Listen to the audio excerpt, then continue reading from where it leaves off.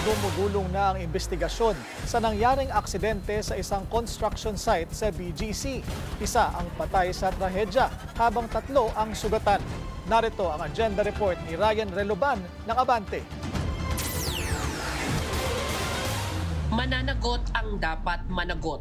Yan ang tiniyak ng Taguig City Police matapos gumuho ang core wall na ginagawang gusali sa 34th Street Corner Lane D sa Bonifacio Global City sa Taguig nitong Lunes, kung saan isa ang nasawi habang 3 ang nasugatan.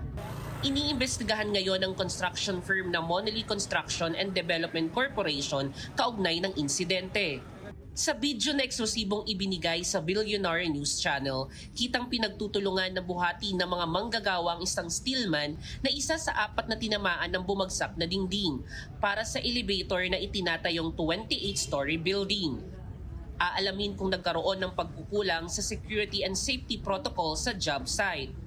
Titignan pati ang engineering aspect ng insidente para matukoy kung sino ang may pananagutan sa nangyari. Sa investigation ng third-party investigation na kakandak, maybe possible na papasok din yung City Engineering Office dyan. And of course, doon sa BGC kasi ano yan is a private area yon. I think with the BESC, yung Bonifacio Estate Services Yes po. Corporation ang papasok, and then they will investigate. Kung meron man talaga, then we can help and we can file cases against the company or yung firm na construction firm kasi may namatay So definitely may mafa-filean kung meron kapababayaan. Git naman ng engineer ng Monelli Construction, mahigpit at masusi ang nakalatag na safety and security protocols na kanilang ipinatutupad para sa kaligtasan ng mga manggagawa. Yung safety measures namin, sa ngayon, i-investigate pa ho namin kung ano yung talagang nangyari.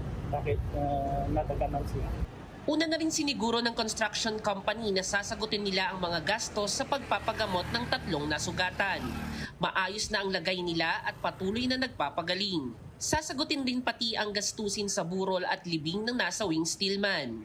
Hindi pa alam kung kailan itutuloy ang trabaho sa site na pansamantalang sinuspinde para sa nagpapatuloy na independent investigation. Para sa agenda, Ryan Reloban, Abante.